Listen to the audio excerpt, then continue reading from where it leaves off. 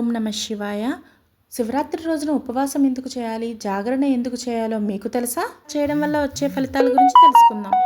ప్రతి సంవత్సరం మాఘ బహుళ చతుర్దశి నాడు వచ్చే మహాశివరాత్రి అత్యంత పవిత్రమైన దినంగా భావిస్తారు. ఈ రోజున ఉపవాసం, శివార్చన, జాగరణ ముఖ్యంగా ఆచరించవలసిన ప్రధాన విధులు.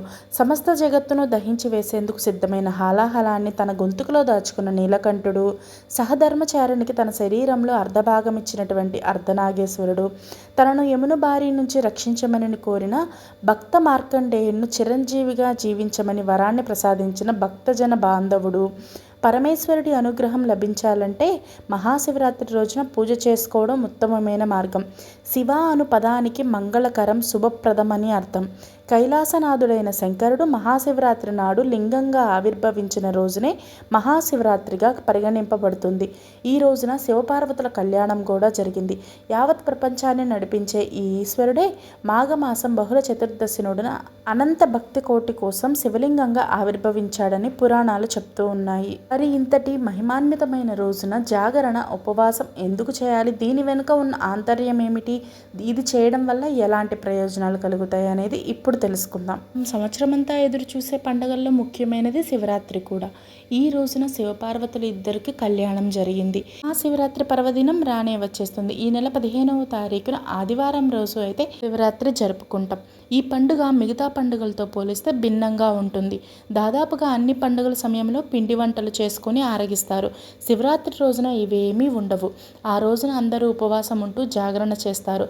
శివరాత్రి రోజునే శివుడు లింగ రూపంలో దర్శనమిచ్చాడని, ఆ రోజున ప్రతి ఒక్కరూ జాగరణ చేయాలని పండితులు చెబుతూ ఉంటారు. మహాశివరాత్రి పర్వదినం రోజున భక్తి శ్రద్ధలతో పూజించి శివయ్యను స్మరించడం వల్ల శాంతి, ప్రశాంతతను పొందుతారని పండితులు పేర్కొంటున్నారు. పవిత్రమైన రోజున రాత్రి వేళల్లో మనుషుల్లో సహజంగా శక్తులు పెరుగుతాయని, రాత్రి వెన్నెముకను నిటారుగా ఉంచిన వారు మరిన్ని ప్రత్యేకమైన శక్తులను సైతం పొందుతారని పండితులు పేర్కొంటున్నారు. అందుకే అన్ని జీవుల కన్నా మనుషులు వేగంగా వృద్ధి చెందడంతో పాటు విస్తరించారు. గరుడ, స్కంద, పద్మ, అగ్ని పురాణాల ప్రకారం శివరాత్రి రోజున ఉపవాసం ఉండే వారంతా శివుణ్ణి బిల్వపత్రాలతో పూజించాలి. రాత్రి సమయంలో జాగరణ చేయడం ద్వారా మోక్షాన్ని ప్రసాదిస్తాడని, నరక బాధలు తప్పిస్తాడని పండితులు పేర్కొంటున్నారు. శివరాత్రి యోగరాత్రి అని. ఆ రోజున ప్రకృతిలో ఉండే తరంగాలు, విశ్వం నుండి వెలువడే కాస్మిక్ కిరణాలను మానవ వికాసానికి, మనిషి తనను తాను తెలుసుకోవడంతో పాటు ఆత్మ సాక్షాత్కారానికి తోడ్పాటును అందిస్తాయి. శివరాత్రి ఉపవాసానికి, జాగరణకు ఎంతో విశిష్టత ఉన్నది. ఈ పండుగ రోజున అందరూ ఉపవాసం ఉండాలని శాస్త్రం చెబుతుంది. చిన్నపిల్లలు, ముసలి, ఆరోగ్య సమస్యలతో బాధపడేవారు, గర్భిణీలు, మందులు తీసుకునే వారికి శాస్త్రం మినహాయింపు ఇచ్చింది. ఉపవాసం ఉండే ముందు రోజు, ఉపవాసం మరుసటి రోజు మాంసాహారం తినకూడదు, మద్యం సేవించకూడదు. కొందరు ఉపవాసం చేస్తున్నామని ఆలస్యంగా నిద్రలేస్తూ ఉంటారు. ఎట్టి పరిస్థితుల్లోనూ అలా చేయకూడదు. ఉపవాసం ఉండే రోజు సూర్యోదయానికి ముందే నిద్ర లేవాలి. తలస్నానం చేసి ఆ పరమేశ్వరుడికి ప్రీతికరమైన శివరాత్రి రోజున ఉపవాసం చేస్తున్నానంటూ సంకల్పం చెప్పుకోవాలి. ఉపవాసం అంటే, ఉపవాసం అన్న పదాన్ని 2 భాగాలుగా విభజించినట్లయితే అందులో ఉప అనే పదానికి సమీపం అని అర్థం వస్తుంది. వాసం అంటే దగ్గరగా అని అర్థం.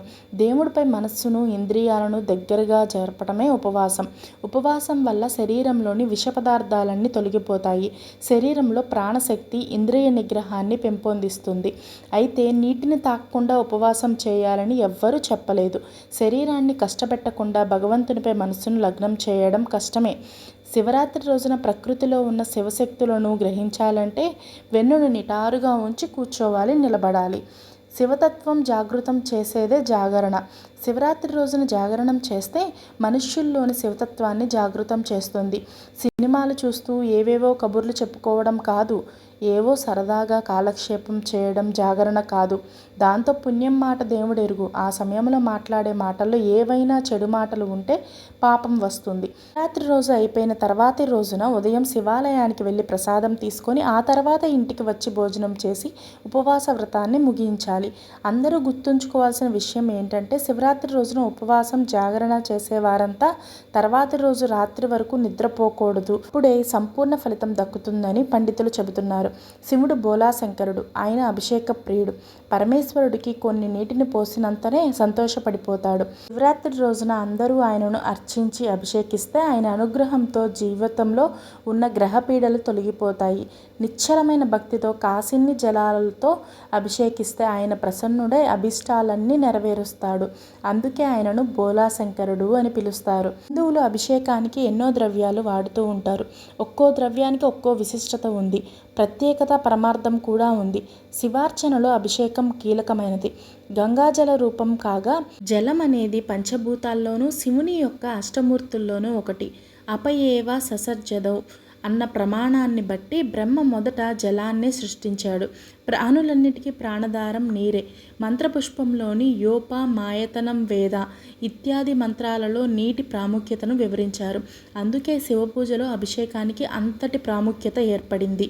శివరాత్రి రోజున ప్రతి ఒక్కరూ కూడా ఉపవాసం చేయగలిగితే చేయండి, లేదు అంటే లేదు. కానీ శివయ్యకు అభిషేకం చేసి ఆ జలాన్ని స్వీకరించడం ద్వారా ఆ శివయ్య అనుగ్రహం మీకు కలుగుతుంది. లింగోద్భవ సమయంలో అభిషేకం చేయడానికి ట్రై చేయండి. ఓం నమ శివాయ. హర హర మహదేవ. శంభో శంకర శంభో శంకర. ఓం నమ శివాయ.